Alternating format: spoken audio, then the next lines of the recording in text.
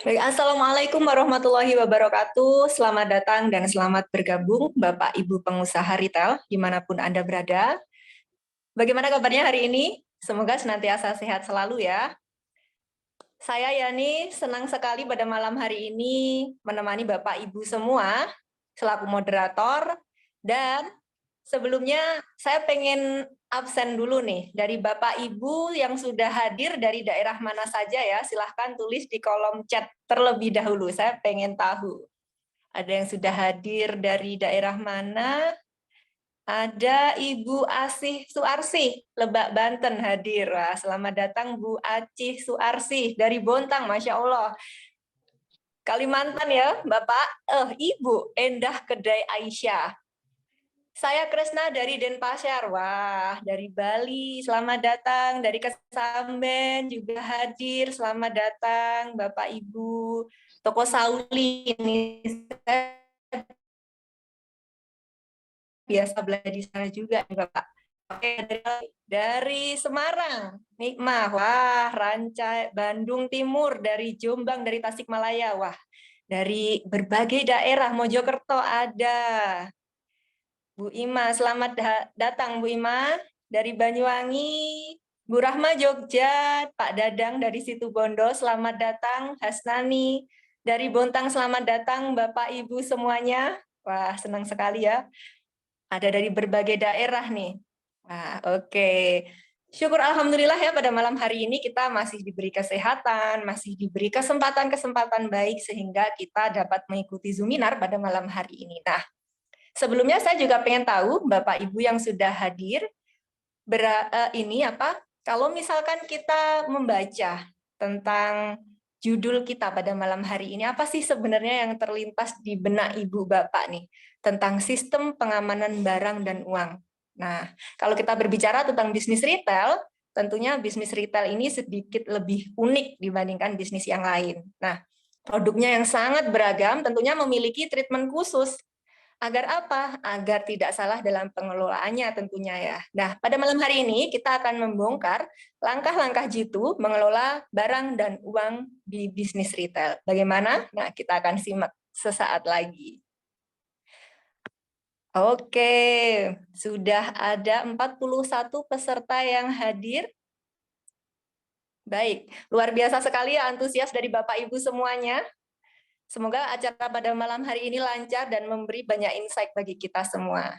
Langsung saja, saya akan membacakan tentang tata tertib kita selama Zoominar berlangsung. Tadi sudah dikirimkan ke WhatsApp grup juga.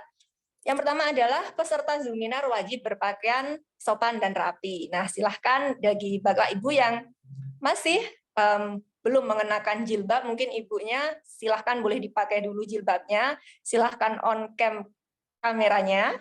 Dan peserta diharapkan juga bisa mengaktifkan fitur kamera ya. Jadi kita nanti bisa saling tahu, oh ini teman saya nih, saya pernah bertemu di Zoominar Bu Ana. Seperti itu. Nah, peserta juga dimohon untuk tidak mengaktifkan fitur mikrofon atau silahkan di-mute bagi Bapak Ibu yang masih on mic. Sepertinya sudah semua ya. Baik, mikrofon nanti dapat diaktifkan pada sesi tanya jawab. Jadi kita akan ada 2 sesi Bapak Ibu, yaitu sesi materi selama 30 menit kurang lebih 15 menit. Setelahnya akan kita lanjutkan dengan sesi tanya jawab. Di sesi tanya jawab nanti Bapak Ibu dipersilahkan untuk raise hand, jadi silahkan klik raise hand, lalu silahkan diaktifkan mikrofonnya saat nanti saya menunjuk Bapak atau Ibu. Ketika sesi tanya jawab, nanti peserta akan diberikan kesempatan bertanya juga kepada narasumber melalui kolom chat box. Jadi boleh melalui raise hand, boleh juga melalui chat box. Silahkan dituliskan pertanyaannya. Modul materi seminar akan dibagikan di grup setelah Zoom selesai. Jadi Bapak Ibu bisa mendownload di grup, jadi jangan tinggalkan grup karena nanti setelah ini materi akan dibagikan ke grup di WhatsApp. Baik, kemudian saya juga akan membacakan profil dari pemateri kita pada malam hari ini. Beliau adalah Ibu Varianawati, merupakan owner dari Pambayun Retail Group Blitar. Ibu Varianawati, beliau adalah praktisi desain retail lebih dari 20 tahun, mentor pengusaha retail, dan juga pendampingan bisnis retail. Beberapa organisasi yang juga beliau aktif di dalamnya adalah pengurus IIBF periode 2020 hingga 2021. Ibu Varianawati juga merupakan salah satu dari 4 sekawan grup. Ibu Varianawati juga seorang founder di kelas bisnis SBG atau Startup Business Group.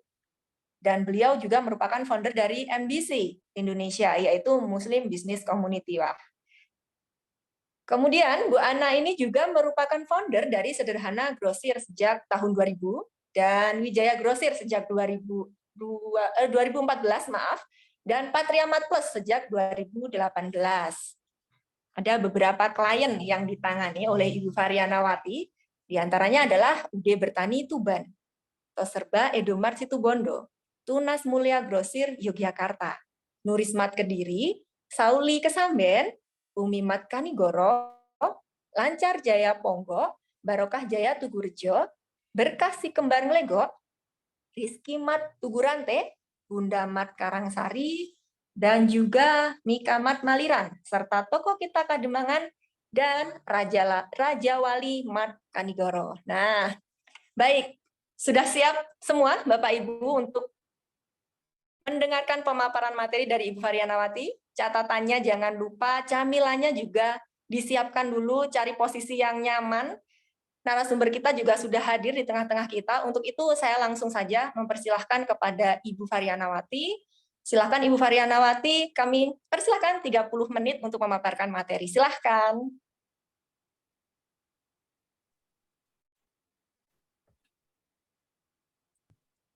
Baik, bismillahirrahmanirrahim. Assalamualaikum warahmatullahi wabarakatuh. Waalaikumsalam warahmatullahi wabarakatuh. Alhamdulillah. Silakan Bu Ana. Ya, terima kasih Mbak Yani. Baik sahabat semua, alhamdulillahirrahmanirrahim, kita jumpa akhirnya di forum webinar kita kali ini. Selamat bergabung, selamat berkenalan ya, Masya Allah. Salam kenal untuk sahabat retail semua yang ada di Jawa Timur, Jawa Tengah, Jawa Barat, DKI Jakarta, daerah istimewa Yogyakarta, dan juga dari Bali, Medan, dan Kalimantan, Masya Allah. Alhamdulillah, tentu suatu kesempatan yang luar biasa, suatu kehormatan tersendiri bagi saya hari ini menemani Bapak Ibu semua di sini yang aroma, aura semangatnya terasa sampai di sini, Masya Allah. Ya, Bapak Ibu semua, sahabat retail Indonesia, insya Allah dengan bersemangat belajar seperti ini, kesuksesan semakin dekat dengan start kita sekarang. Jadi semangat belajar seperti inilah yang menjadi modal utama kita semakin sukses dan semakin sukses lagi. Salawat serta salam selalu terhatur untuk junjungan kita Nabi besar Nabi Agung Muhammad SAW. Semoga nanti kelak dia memiliki kiamah kita mendapatkan syafaatnya. Amin amin Allahumma amin.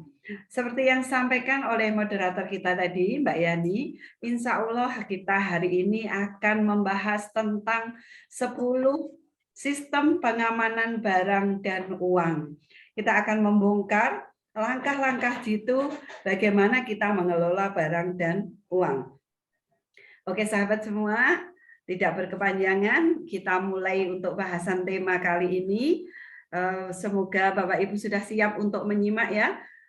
Boleh silahkan siapkan catatannya, siapkan pertanyaan yang terlintas, nanti insya Allah di sesi tanya jawab kita akan membahasnya.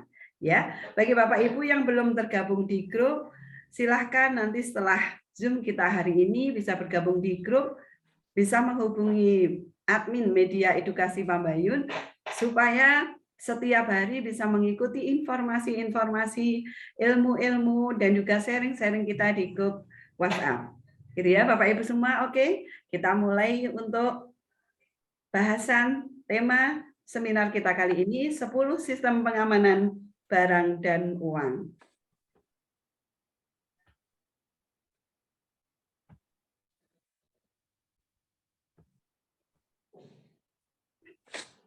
Nah, untuk Bapak Ibu semua yang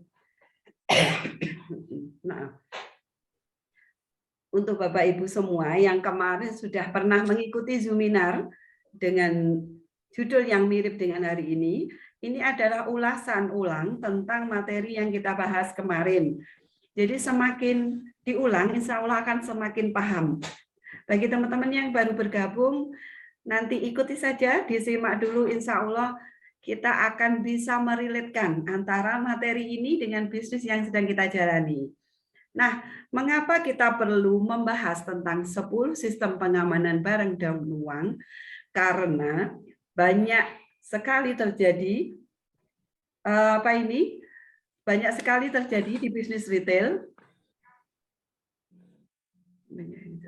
Di bisnis retail yang tutup ya, tutup 50%-nya.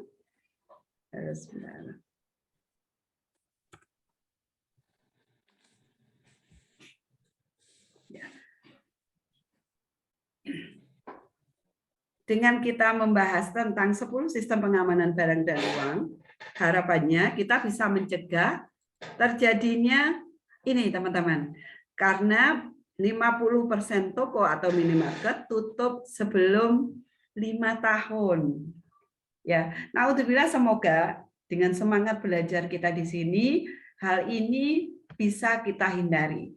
Hal ini kita bisa cegah, dan justru sebaliknya kita bisa lebih mengembangkan bisnis kita retail ini. Nah, sahabat semua, apa yang menyebabkan 50% toko atau minimarket tutup sebelum 5 tahun? Apa sebabnya?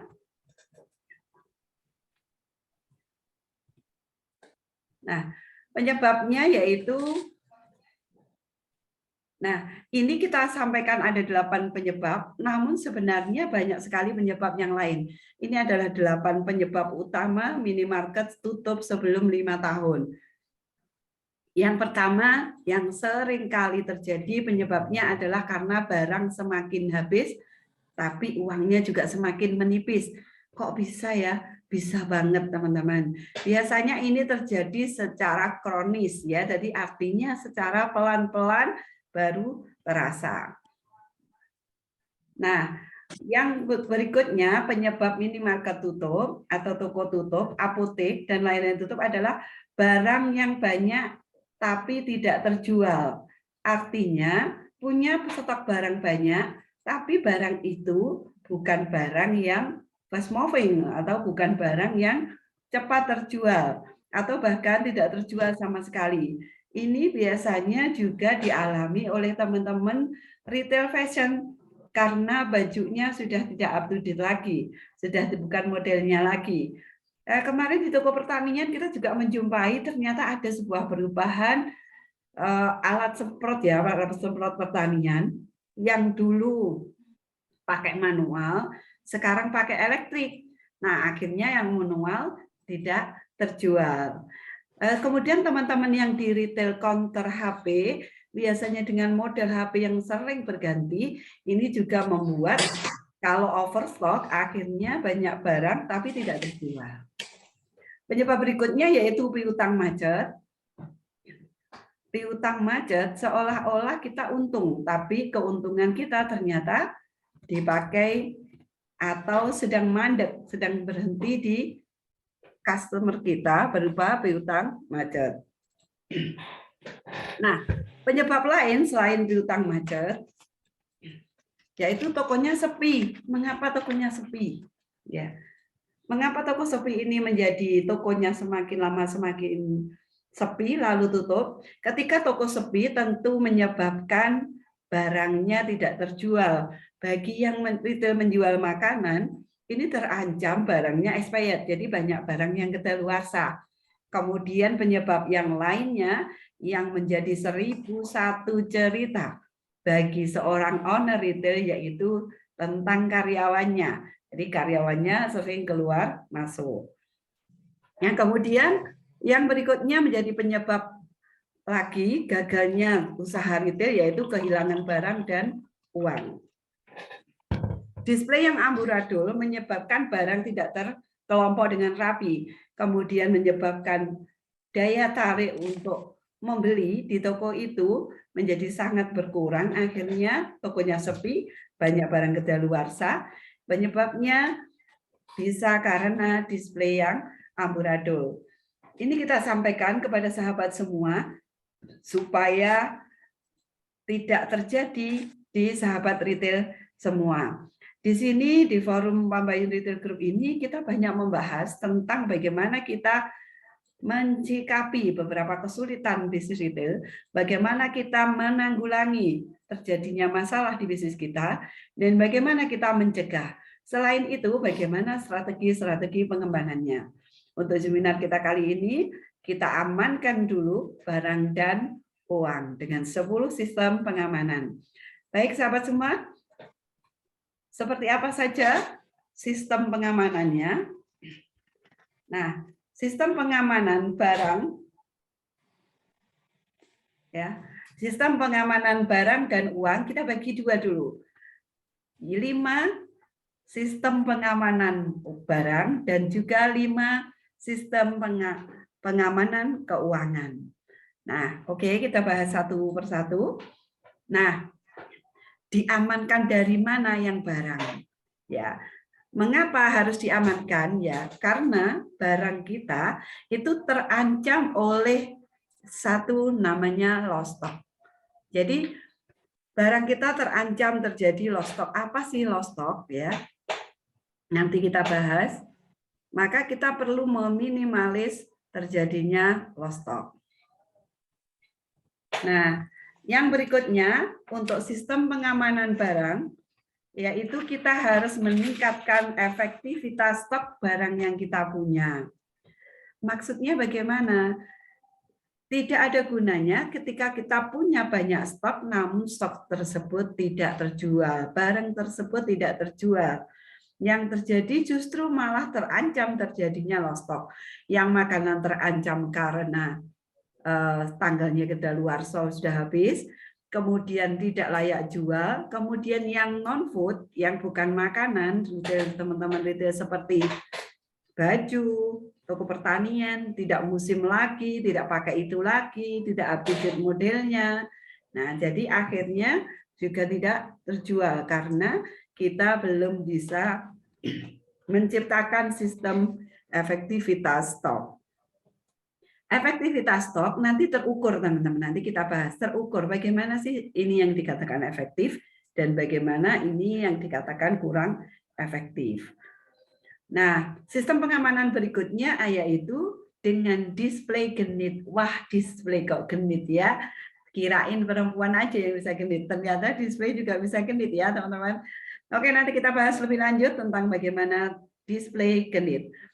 Kemudian cara sistem pengamanan berikutnya adalah dengan harga yang kompetitif. Walaupun dalam dunia bisnis, dalam ilmu bisnis tidak dianjurkan kita memakai value atau memakai nilai lebih yang berupa harga yang murah.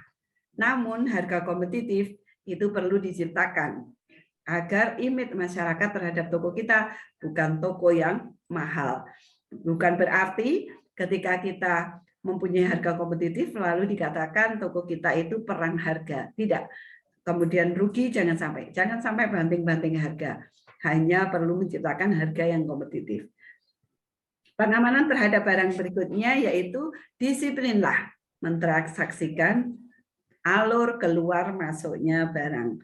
Terutama bagi teman-teman yang sudah memakai aplikasi software atau komputer, aplikasi kasir, maka disiplin. Input pembelian dilakukan, kemudian penjualan dilakukan, retur juga dilakukan. Oke teman-teman, kita kupas satu persatu ya.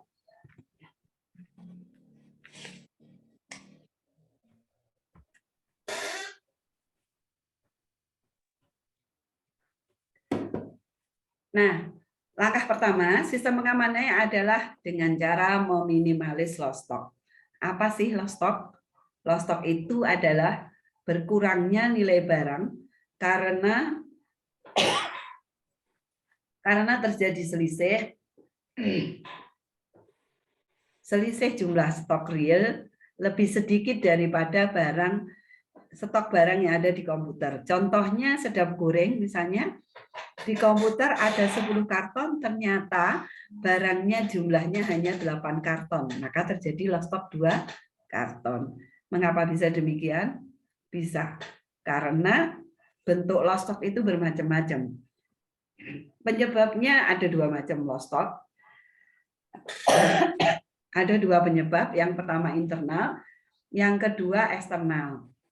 Nah, nanti kita bahas ya. Yang internal itu adalah dari tim kita, bisa dari sistemasi kita yang kurang aman, bisa dari display kita yang kurang aman, bisa dari eksternal, itu dari orang lain, mungkin sindikat pencurian, kleptomania, ya, atau hal-hal lain.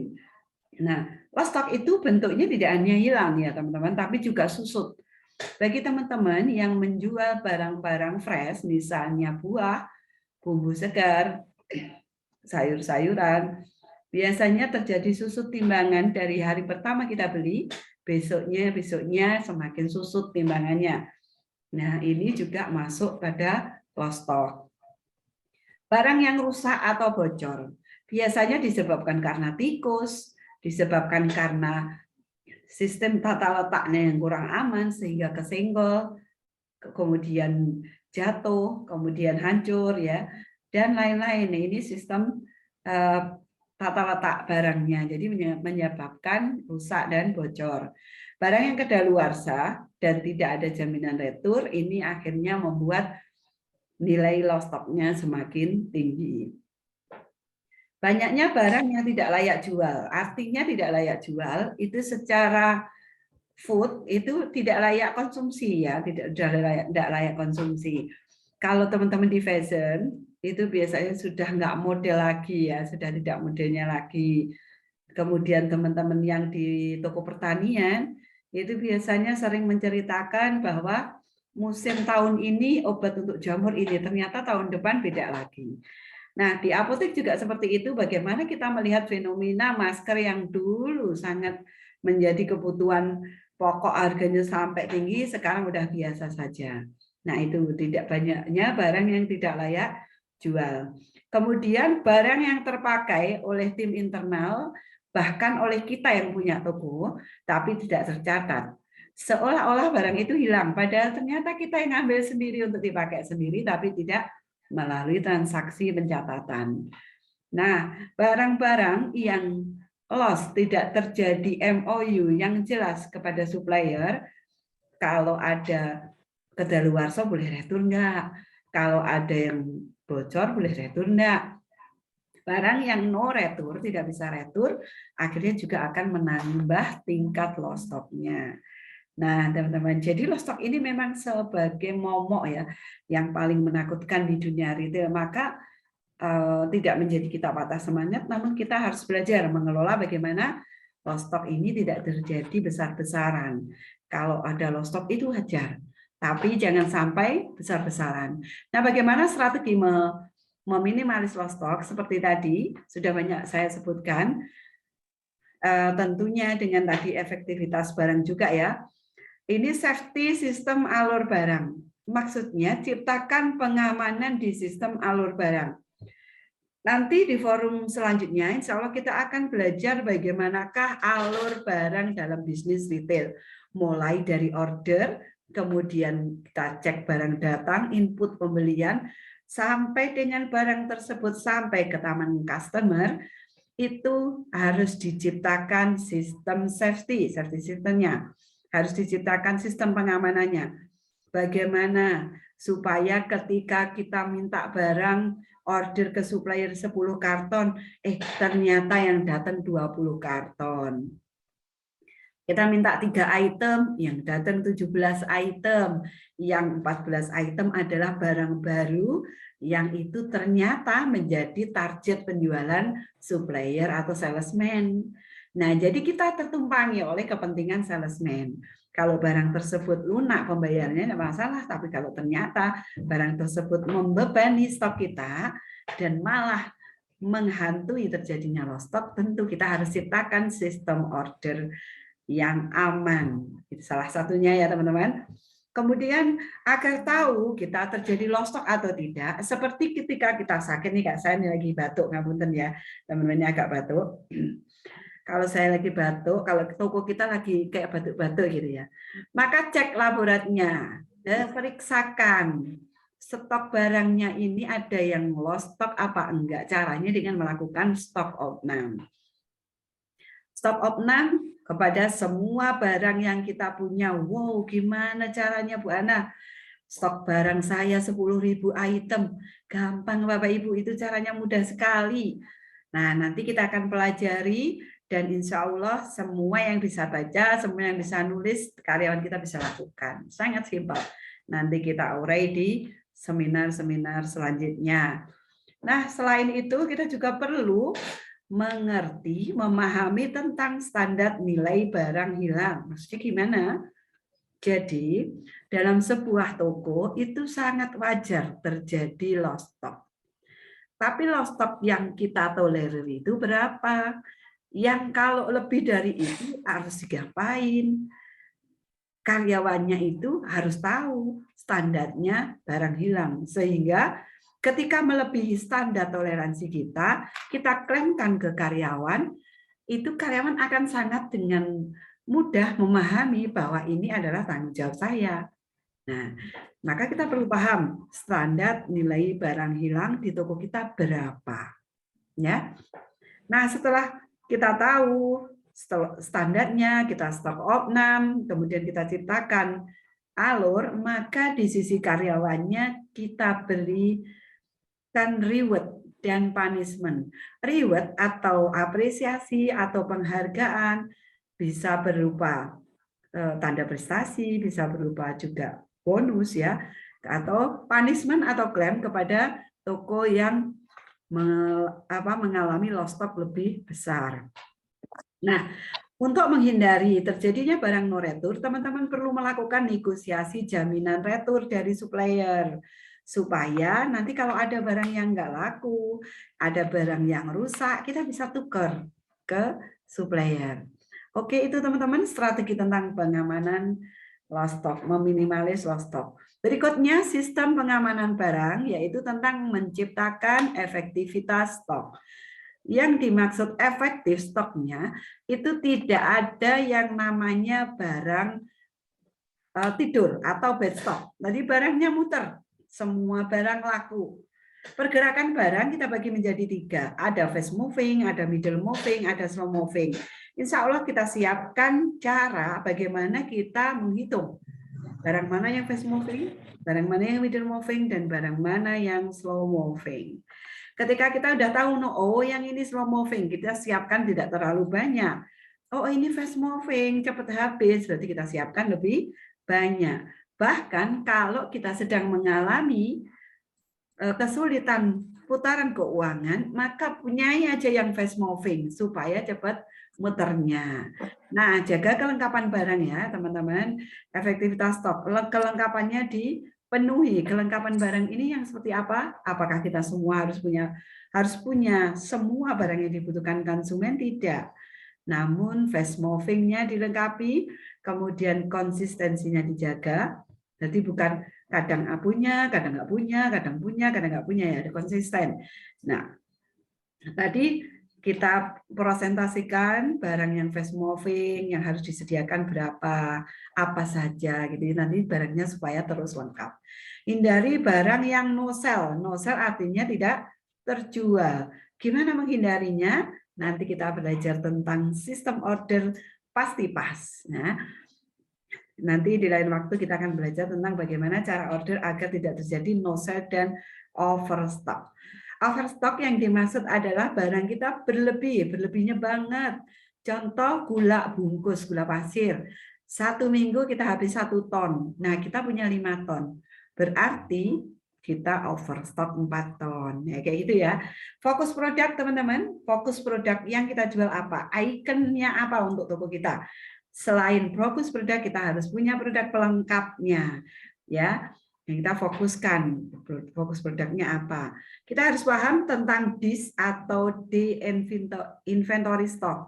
Artinya berapakah umur stok barang kita? Kita mau punya untuk berapa hari ini? Oh ya, aku karena salesnya itu berkunjungnya seminggu sekali, oke aku punya stok untuk 10 hari. Tidak perlu kita punya stok untuk 2 bulan. Ada sebuah minimarket yang punya stok untuk 7 bulan. Masya Allah itu terancam ya, terancam nanti kedaluarsa. order pasti pas tadi ya, nanti untuk menghindari no sell, overstock, kita harus paham disk dan juga kita harus tahu bagaimana kita order pasti pas. Oke teman-teman, ternyata banyak hal yang harus kita pahami. Kayaknya bisnis retail itu pokok kulaan, pokok jual, ternyata banyak ilmu yang harus kita pahami. Menyampaikan ini saya sangat senang sekali teman-teman, karena saya tidak ingin apa yang terjadi di saya terjadi di teman-teman. Ceritanya saya dulu memulai bisnis retail itu tanpa ilmu, jadi geraya-geraya, meraba-raba, tidak tahu saya harus belajar dari mana.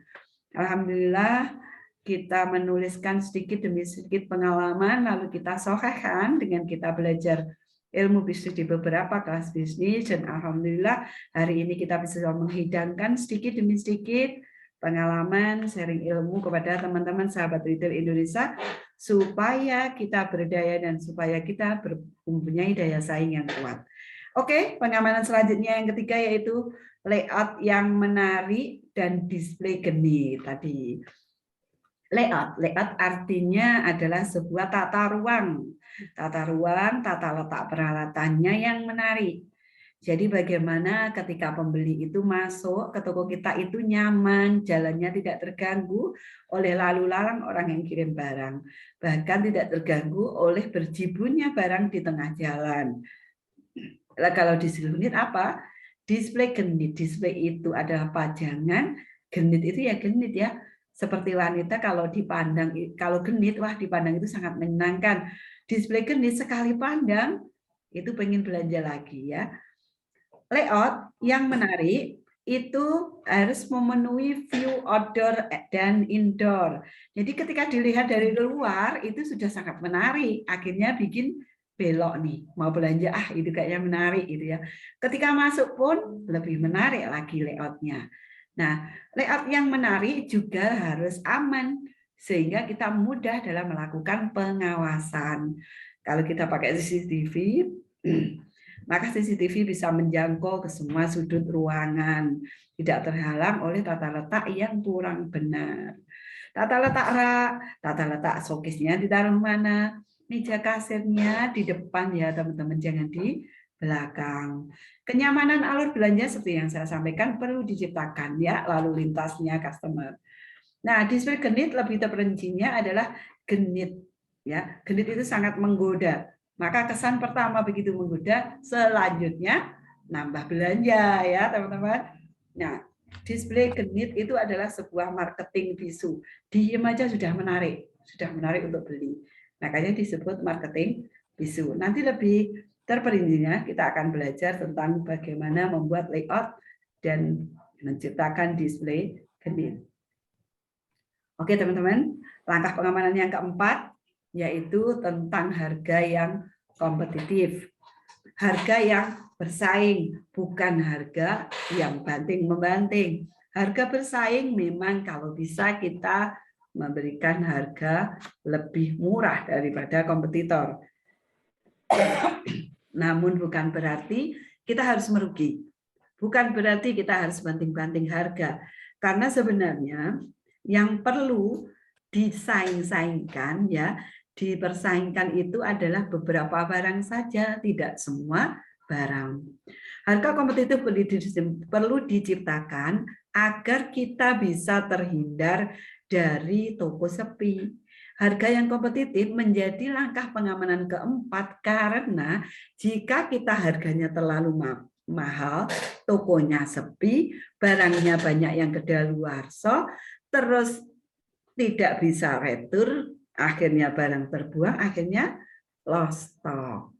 Ya, jadi ini ternyata saling terkait antara langkah pengamanan 1, 2, 3, 4 dan bahkan yang kelima. Nah, sebelum yang kelima, teman-teman, bagaimana tentang strategi pricing, strategi memberi harga yang kompetitif. Harga yang kompetitif tentu beracu pada harga kompetitor, maka lakukan survei kompetitor secara berkala. Ketahui kompetitor kita jual berapa. Kalau kompetitor kita jual sekian, kok kita nggak bisa nyamain.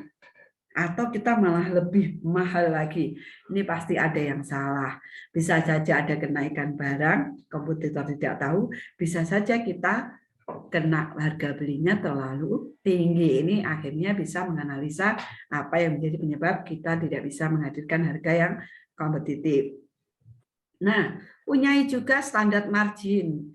Kalau misalnya untuk fokus produknya, marginnya berapa, produk pelengkapnya berapa. Kalau fast moving marginnya berapa persen, kalau middle moving berapa persen. Nah, kemudian bisa juga standar margin berdasarkan ketersediaan barang tersebut. Kalau di pasaran lagi booming, lagi over, ya berarti ini harus dipepet. Kalau lagi ini barangnya telat-telat, oh bisa sedikit diangkat. Banyak hal yang membuat kita bisa menciptakan standar margin yang benar. Selain itu, teman-teman, ciptakan value. Apa sih value? Bagi teman-teman yang sudah bergabung di grup, pasti sudah sering ya kita bahas value. Value itu adalah sebuah nilai lebih yang membuat customer lebih memilih beli di toko kita daripada membeli di tempat yang lain. Value bisa berupa value produknya, kelebihan produknya, dan juga bisa berupa value pelayanan. Selain value, kita juga harus bisa menangani komplain customer dengan baik. Customer jangan sampai diabaikan karena pembeli adalah raja. Bos besar kita, yang gaji karyawan kita itu adalah customer kita. Oke, sahabat semua, yang langkah pengamanan kelima yaitu disiplin transaksi barang. Tidak disiplin transaksi barang masuk, tidak disiplin transaksi barang keluar, tidak ada pengelolaan barang rusak. Ini kayak barang itu berputar tidak jelas. Kita tidak akan tahu terjadi kebocoran atau tidak.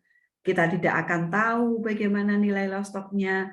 Bahkan kita merasa kita untung, ternyata nilai loss stock-nya lebih besar dari laba yang kita terima. Wah, bahaya kan? Nah, perlu sekali disiplin transaksi input pembelian, penjualan, retur. Kemudian dipakai sendiri, dicatat loh ya. Jangan mentang-mentang tokonya sendiri, apoteknya sendiri, toko bajunya sendiri, main ambil aja. Kalau dikirim ke cabang, harus ditransaksikan sebagai penjualan. Gitu ya, teman-teman. Oke, bagaimana strateginya untuk disiplin? Maka buatlah struktur dan pembagian job desk yang jelas untuk karyawan kita. Mengapa? Dengan berbagai kerepotan kita selaku owner, tentu kita harus berbagi tugas. Bagi teman-teman yang menjalankan bisnisnya, ikut nyemplung di dalam bisnisnya, maka bagilah job desk dengan jelas. Tugasnya karyawan apa, tugasnya kita apa. Buat SOP-nya, agar siapapun yang menjalankan job desk itu tetap sama caranya, sama hasilnya. Kontrol kinerja karyawan dengan membuat KPI atau Key Performance Indicator. Buat sistem pelaporan kerja ya, bisa di rapot karyawan ataupun di Key Performance Indicator tadi. Agar karyawan lebih bersemangat dalam menjalankan tugasnya, kita perlu menciptakan reward dan punishment yang menarik untuk karyawan kita, yang tepat untuk karakter karyawan kita. Nah, oke, sahabat semua, itu tadi tentang 5 sistem pengamanan barang. Nah, yang tak kalah hot adalah sistem pengamanan uang. Nah, sahabat semua, tentang sistem pengamanan uang, kita harus paham ya bahwa kita bisnis itu cari uang.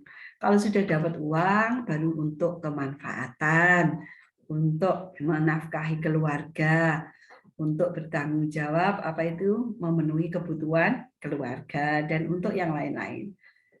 Nah, sistem pengamanan uang sangat-sangat penting, tidak kalah penting dengan sistem pengamanan barang. Karena tadi kita bisnis untuk cari uang. Banyak sekali terjadi bisnisnya rame, tokonya rame, untungnya besar, tapi duitnya kemana gitu ya. ternyata banyak hal yang membuat duit kita itu, laba kita tidak sampai ke kantong kita, nggak bisa masuk dompet kita. Nah, untuk sistem pengamanannya, yang pertama adalah jalankan manajemen keuangan dasar. Manajemen keuangan dasar itu yang pertama kita bisa buat buku kas atau buku alur keluar masuk kas atau uang. Kita buat laba rugi ya teman-teman, sebulan sekali di akhir bulan kayak gini, besok tanggal 31, buat laba rugi. Supaya apa? Supaya tahu kita laba berapa, kalau rugi berapa, kenapa kok bisa rugi, kalau labanya sekian, pengeluarannya harus berapa gitu ya. Nah, jangan lupa, karena di dalam, jangan lupa juga ya teman-teman untuk pencatatan yang disiplin, karena di dalam laporan laba rugi, di dalamnya ada omset, ada laba kotor. Omset dan laba kotor ini sangat mudah kita lihat kalau kita pakai software atau aplikasi kasir. Kita bisa lihat nih bulan ini keuntungan kita berapa, omsetnya berapa. Biaya operasional itu juga dicatat, gaji karyawan juga dicatat. Jadi teman-teman pastikan, bagi teman-teman yang mau pakai software, pastikan softwarenya sudah bisa mengcover transaksi biaya operasional. Karena jika tidak, teman-teman harus punya sendiri secara manual itu catatan biaya operasional. Membuat laporan laba rugi tujuannya agar tahu laba bersihnya berapa. Nanti setelah membuat buku kas dan laporan laba rugi, teman-teman akan belajar dengan mudah tentang neraca. Neraca ini penting loh. Neraca ini adalah indikator kesehatan usaha kita. Ini usaha kita ini lagi meriang, lagi anemia atau pusing atau mules ya, nanti ada di neraca. Nah, teman-teman, manajemen keuangan dasar tadi akan menghindarkan kita dari masalah besar pasak daripada tiang. Makanya, kalau tidak ada buku kas, tidak ada laporan laba rugi, akhirnya nggak tahu labanya berapa. Kalau nggak tahu labanya berapa, bisa terjadi pengeluaran lebih besar daripada pemasukan. Ini banyak sekali chat yang masuk ke saya mengalami banyak hal ini. Ya, akhirnya cash flow-nya jadi terganggu. Nah, sahabat semua, itu tentang menjalankan manajemen keuangan. Ya, tadi ya punya buku kas, laporan laba rugi, neraca. Nanti kita akan belajar membaca neraca. Ayo kita mulai, kita pakai sistem komputerisasi atau software. Oke, gitu ya teman-teman.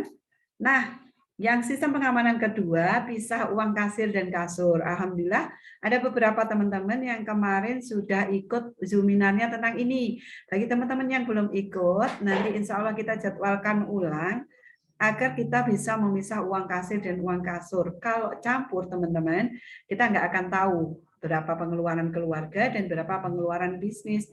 Karena tidak tahu, akhirnya kita terjebak pada tadi besar pasak daripada tiang, dan kita nggak bisa mengontrol pemicu masalahnya di mana. Kemudian ini kalau bercampur terus, kita nggak akan tahu usahanya sehat atau tidak. Tercampurnya uang kasir dan kasur juga menjadi pemicu kesalahpahaman dalam keluarga. Yang berikutnya yaitu sistem pengamanannya adalah dengan kita menghindari piutang macet. Masya Allah sudah menjadi rahasia umum bahwa kita itu nagih kayak orang meminta-minta. Padahal kita itu mau ambil uang kita sendiri ya. Maka hindari benar. Jual tunai saja, jual cash itu akan lebih aman.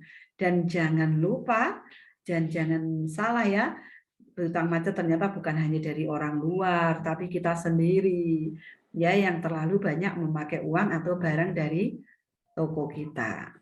Oke, hindari piutang macet. Ini ada sedikit tip untuk teman-teman. Tip utamanya adalah jual cash. Terapkan limit kredit untuk beberapa orang yang sudah terseleksi terpercaya buat penagihan bagi piutang yang sudah macet. Ya.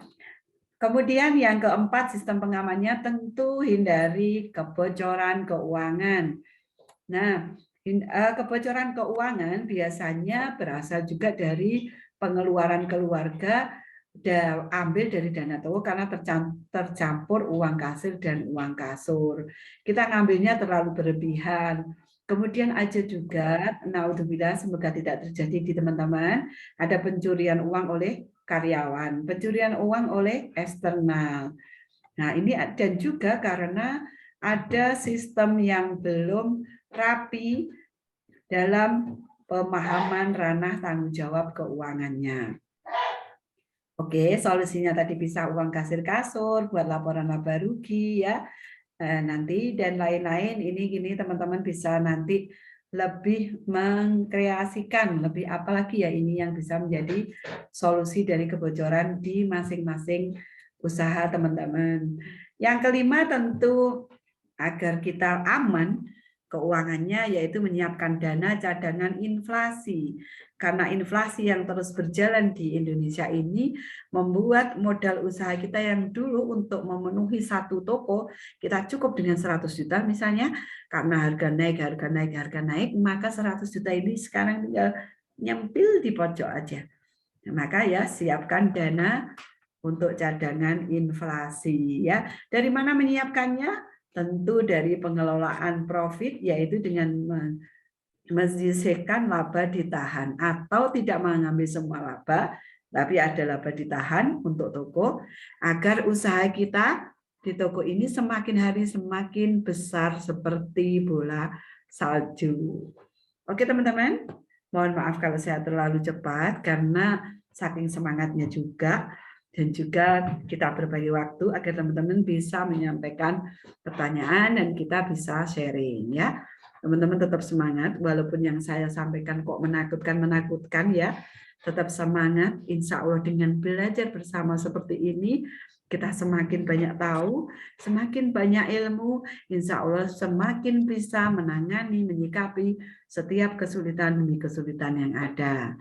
Oke, pelajari, kemudian benahi setiap kesalahan agar kita semakin hari semakin lebih baik lagi. Oke, demikian teman-teman untuk materi hari ini. Karena waktunya sudah harus ke sesi tanya jawab, alhamdulillah ya. Silahkan Mbak Yani bisa memandu kami, bisa membantu teman-teman sahabat retail ini untuk sharing atau untuk tanya jawab. Silahkan. Baik, terima kasih sekali Bu Ana. Meskipun Bu Ana kurang fit, tapi semangatnya tetap menggebu-gebu ya Bu Ana, luar biasa. Nah, bagi teman-teman, saya pengen menambahkan sedikit nih. Bu Ana ini berawal dari bisnis retail, tapi main coba-coba. Nah, ternyata banyak sekali kendala di dalamnya. Dan Bu Ana berawal dari hal tersebut, kemudian mengintisarikan pengalaman-pengalaman beliau menjadi sebuah e-book. Nah, e-booknya bisa teman-teman dapatkan dengan menghubungi admin kami nanti di 0857 0605 8924 atau nanti juga akan info lebih lanjut di grup. Jadi tetap ini nanti silahkan ditunggu infonya. Baik, kita sudah ada yang raise hand Bu Ana dari Pak Mas Hudi. Silahkan Pak Mas Hudi untuk open mic-nya, open cam-nya. Dari Mas Jojo. Silahkan dibantu untuk open mic-nya, Pak Mas Hudi.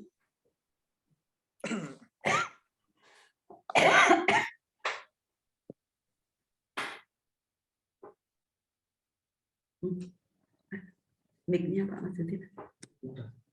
Baik, masih di on, masih belum on mic. Mas Jojo boleh minta tolong untuk on mic, Pak Mas Hudi. Baik, silakan Bapak. Ya, assalamualaikum warahmatullahi wabarakatuh. Waalaikumsalam warahmatullahi wabarakatuh. Badhe nderek tanglet Bu. Pak Mas Hudi, silakan. Yang pertama tadi nggih, disiplin transaksi barang nggih. Niku kok termasuk keluar masuk karyawan kok termasuk salah satu niku pripun contohnya ngoten. Yang di awal tadi loh. Oh, mungkin ini ya, ada yang sedikit miss ya. Jadi 8 masalah yang menyebabkan toko tutup diantaranya adalah keluar masuknya karyawan. Tapi disiplin transaksi itu tadi disebutkan adalah keluar masuknya barang, bukan keluar masuknya karyawan. Jadi tadi yang di awal kan ada, keluar masuk karyawan salah satu penyebab apa tadi? Salah satu penyebab toko tutup. Yang ditanyakan? Yang ditanyakan itu faktor apa kok keluar masuk karyawan menjadi faktor toko menjadi tutup? Iya. Baik Pak Masudi. Mengapa karyawan yang keluar masuk itu menjadi penyebab toko tutup? Setiap karyawan yang masuk, lazimnya ada sebuah training, ada sebuah tes, kemudian di training. Nanti belum begitu lancar dalam menjalankan tugasnya, sudah ganti lagi. Akhirnya, pembeli atau customer kita mendapat pelayanan yang belum matang. Mendapat pelayanan yang belum optimal dari karyawan kita. Kemudian, karyawan kalau baru biasanya dalam bekerjanya baik melayani customer, baik menjalankan transaksi online komputer, itu juga rawan terjadi keliru. Kalau sering keluar masuk, ini pasti menyebabkan banyak kendala. Dan di sisi mental atau psikologisnya owner, pasti kalau teman-teman usahanya sudah punya banyak cabang ya, itu bisa jadi punya training center sehingga tidak harus mentraining karyawannya sendiri. Ada yang mentraining sendiri seperti Alfamart, Indomaret itu tidak ditraining oleh bosnya, tapi ada training centernya sendiri. Tapi kalau kita yang belum punya training center, kita kan yang training sendiri. Kalau ada manajernya yang training sendiri. Bagaimana pelayanan bisa berjalan kalau karyawannya keluar, nggak ada yang jaga toko? Akhirnya tokonya tutup, nunggu ada karyawan masuk lagi, karyawannya masih di training, pelayanannya kurang baik. Besoknya lagi ternyata karyawannya keluar lagi. Itu yang menyebabkan toko tutup. Hubungan antara karyawan keluar masuk dengan toko tutup. Di Blitar sendiri ada yang toko itu ditutup gara-gara karyawannya tidak ada. Karyawannya keluar, gitu ada karena nggak ada yang jaga. Itu nggih Pak Masudi, semoga menjawab. Terima kasih. Sudah ya Pak Masudi? Sudah cukup jelas? Baik. Bapak Ibu lain apakah masih ada pertanyaan? Silahkan raise hand ataupun bisa menuliskan di kolom chat. Dan ternyata langkah pengamanan 1, 2, 3, dan 4, 5, dan seterusnya tadi memang saling berkaitan satu sama lain ya. Banyak sekali insight yang kita dapat. Silahkan jika masih ada pertanyaan, boleh raise hand atau menuliskan di kolom komentar atau chat. Sembari menunggu Bapak Ibu untuk mengajukan pertanyaan, saya akan membagikan beberapa informasi. Jadi, seperti yang sudah kami singgung sebelumnya, bahwa ada e-book dari Semesta Bisnis Retail. Bapak Ibu bisa menghubungi admin untuk e-booknya. Baik, sudah ada pertanyaan lagi dari Pak Dadang Dwi Purnawan.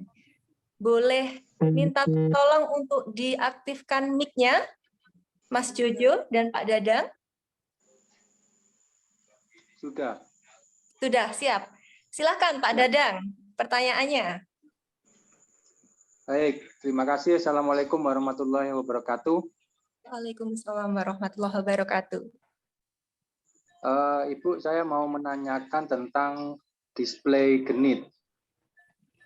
Nah, ini sepertinya berkaitan dengan karakteristik dari pemilik usaha, bagaimana cara mendisplay yang dimaksudkan display genit itu, apa ada standarisasinya atau mungkin ada beberapa contoh.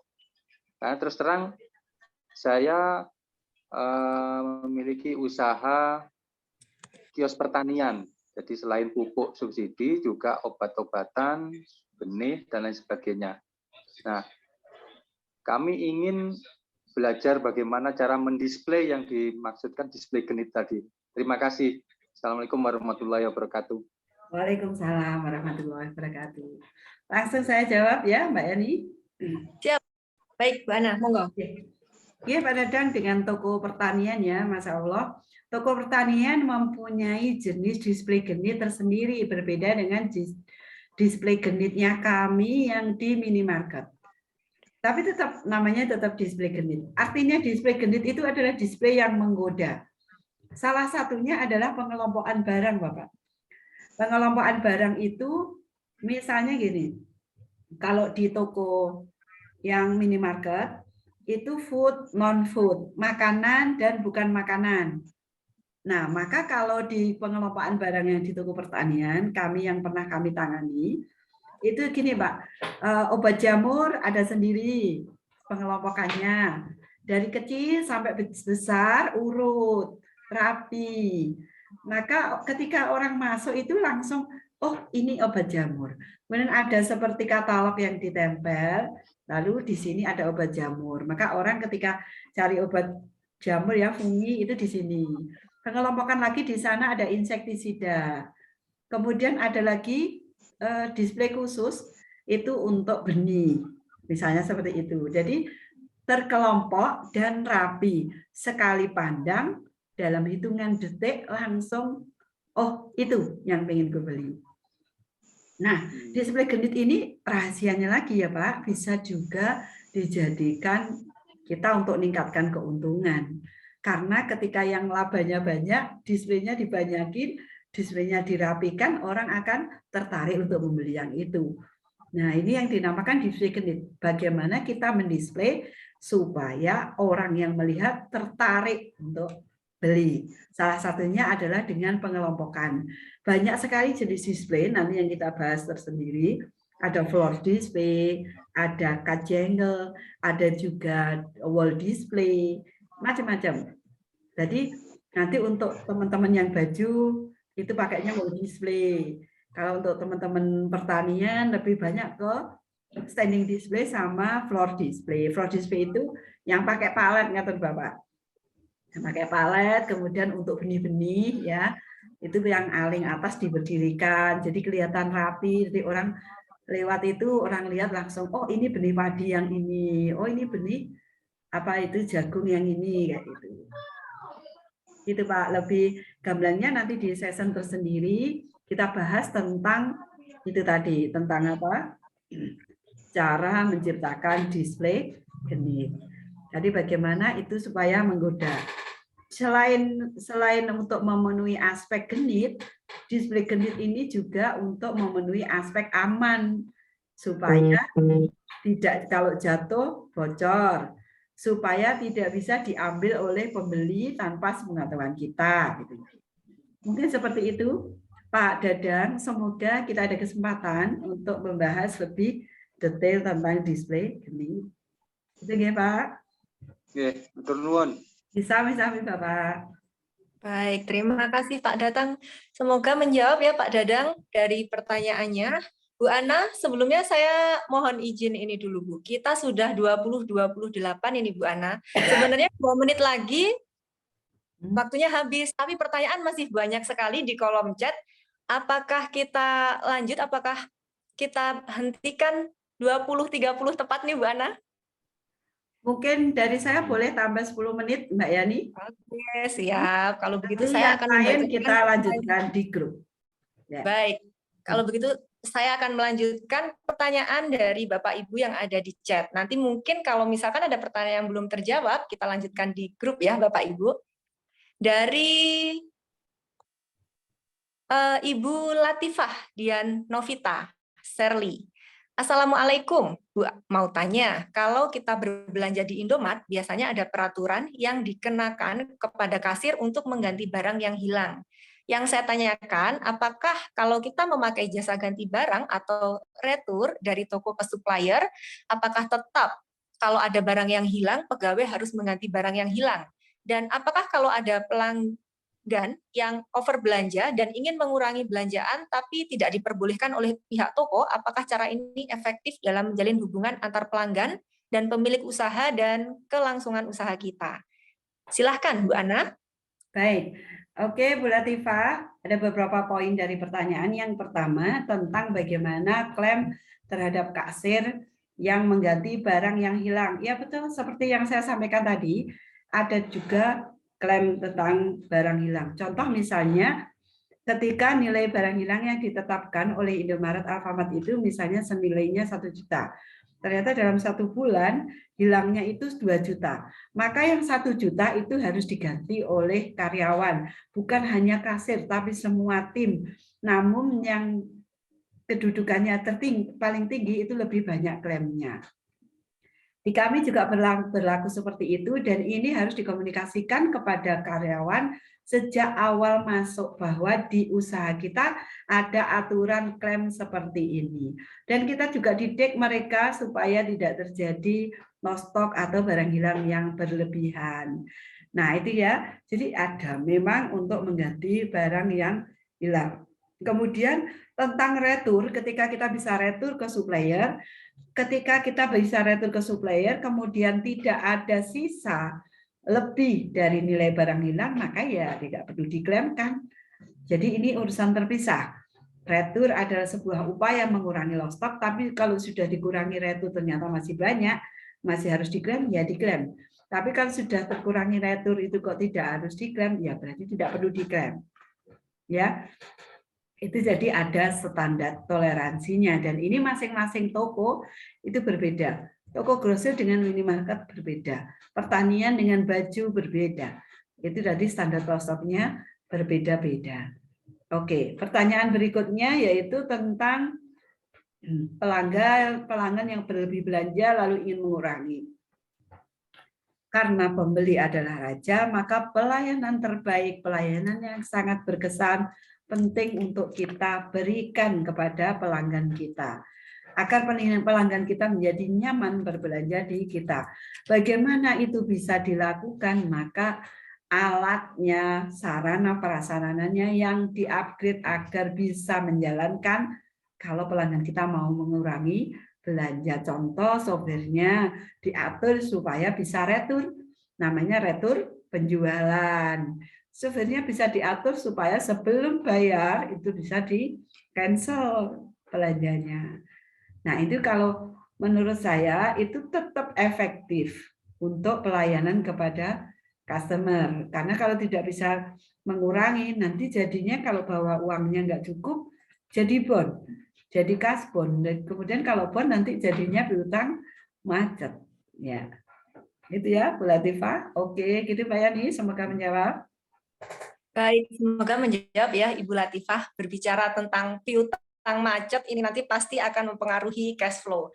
Cash flow yang terganggu pasti akan mempengaruhi kesehatan dari bisnis retail itu sendiri. Nah, apakah Bapak Ibu juga merasakan nih kondisi dengan kebutuhan yang semakin meningkat namun omset makin menurun? Nah, kita juga akan ada nantinya kelas lanjutan yang membahas tentang strategi agar tidak besar pasak daripada tiang.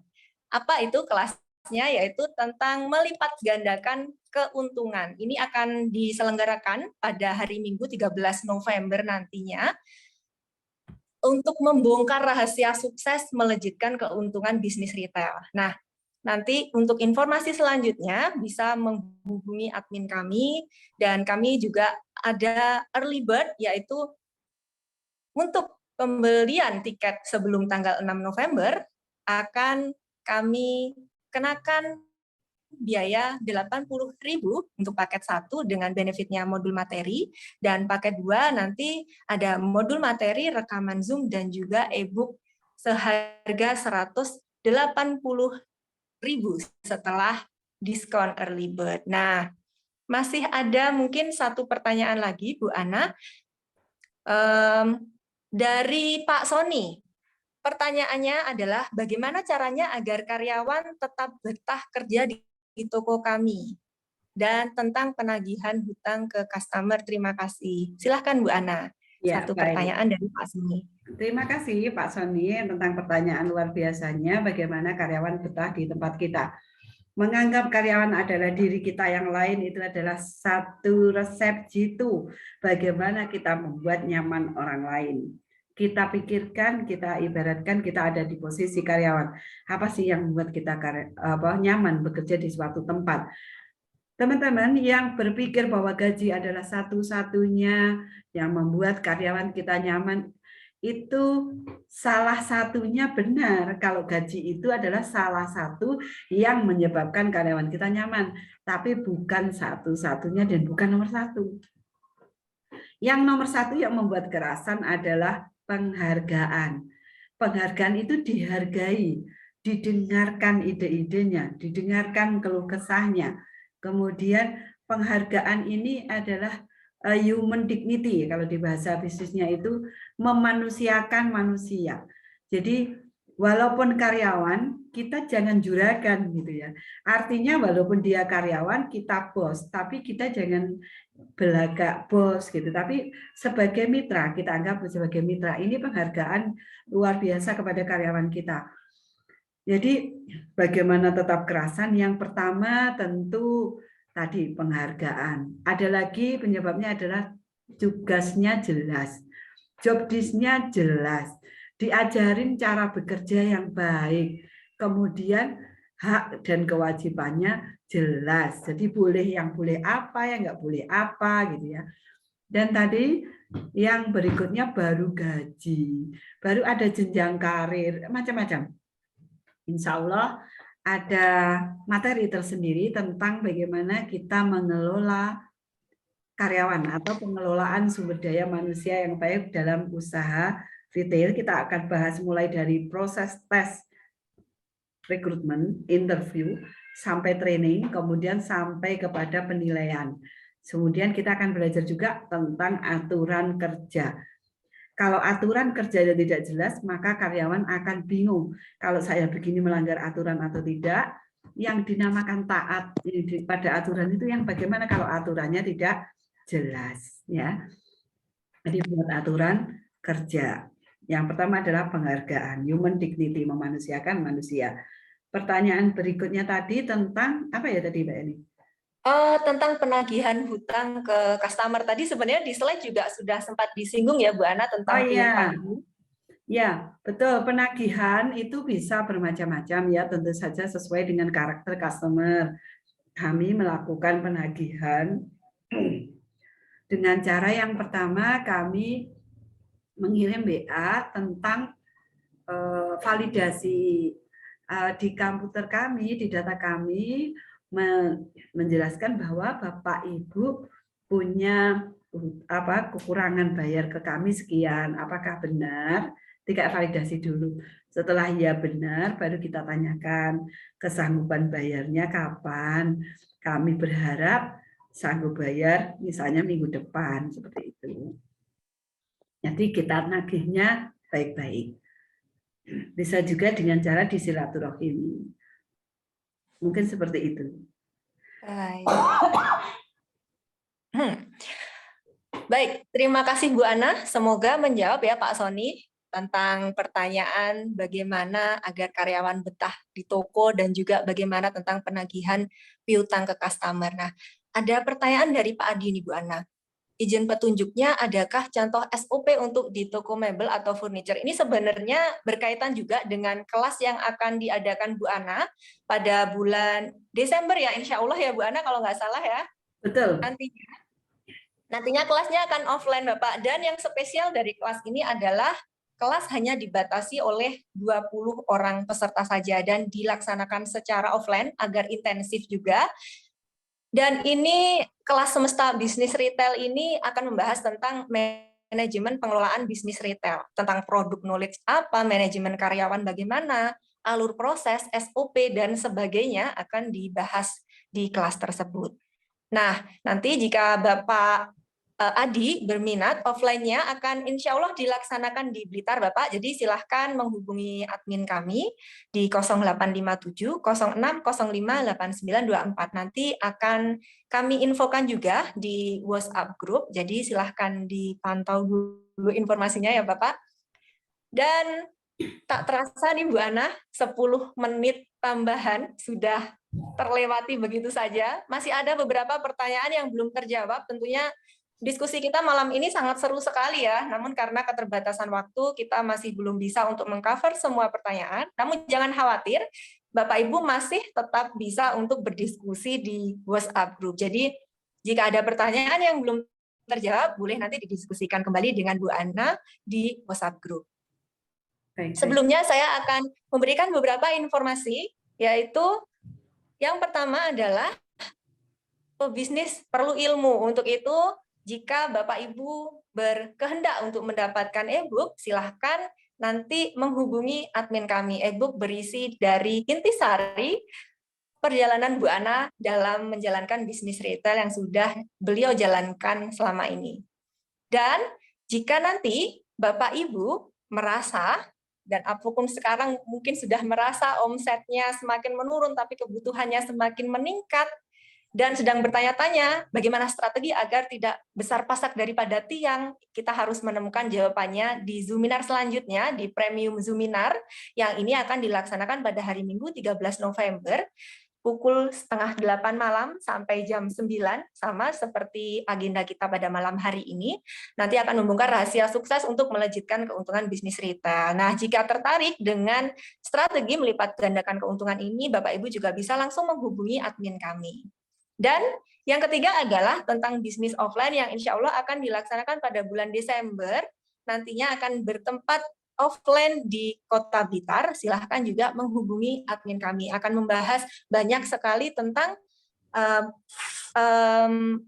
manajemen dari pengelolaan bisnis retail. Nah, tentang ini Mas Jojo boleh minta tolong share screen tentang Premium Zoominar kita yang akan segera kita adakan ke depan. Akan ada penawaran menarik dari kami, Bapak Ibu. Jadi kita memiliki nantinya ada modul materi dan juga nanti ada rekaman Zoom-nya jika Bapak Ibu menginginkan. Juga ada e-book-nya.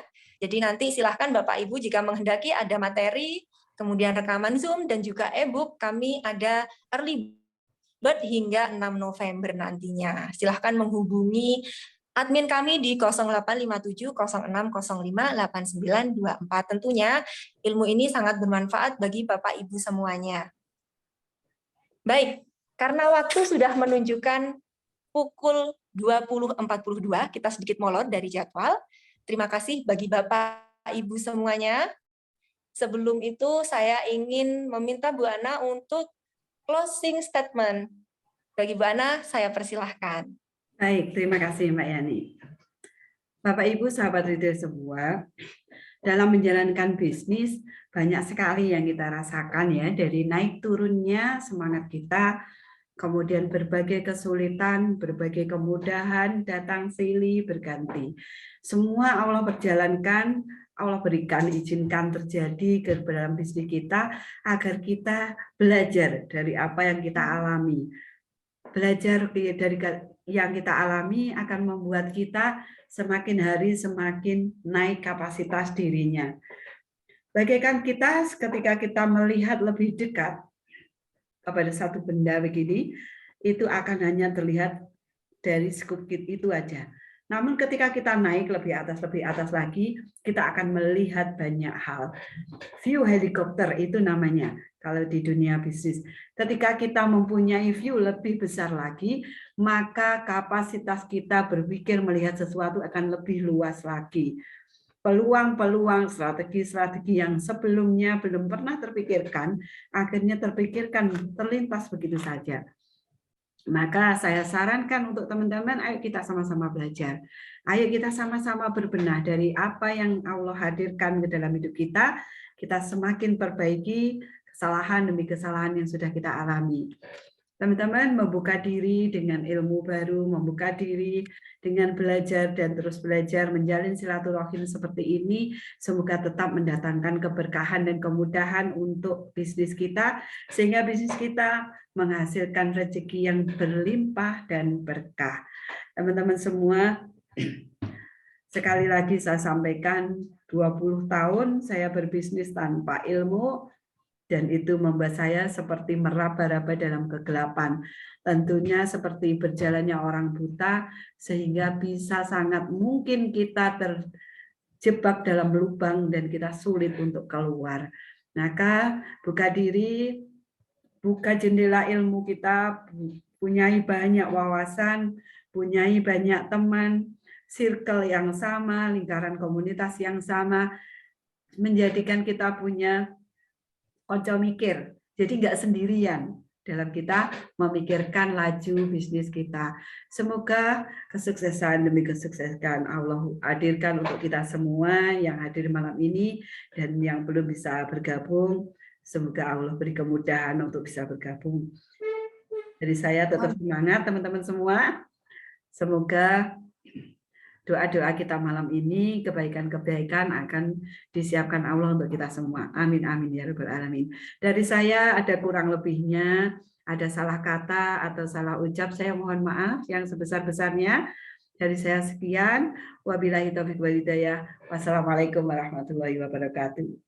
Waalaikumsalam warahmatullahi wabarakatuh. Terima kasih Bu Ana atas materi yang sangat luar biasa, investasi leher ke atas ya Bu Ana. Ini penting banget. Jadi kita harus meningkatkan kapasitas kita sebagai owner Ibu Bapak. Nah, juga kepada Bapak Ibu semua saya mengucapkan terima kasih sebesar-besarnya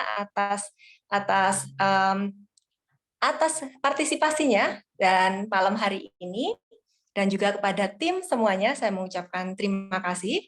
Akhir kata, mohon maaf jika ada banyak sekali kesalahan dari saya, baik perkataan maupun tingkah laku. Nanti informasi selanjutnya akan banyak info-info yang kita berikan di grup WhatsApp, jadi tetap pantengin grup WhatsApp-nya. Dari saya mohon maaf, dan terima kasih, sehat selalu. Wassalamualaikum warahmatullahi wabarakatuh. Sampai jumpa di Zoominar kita selanjutnya.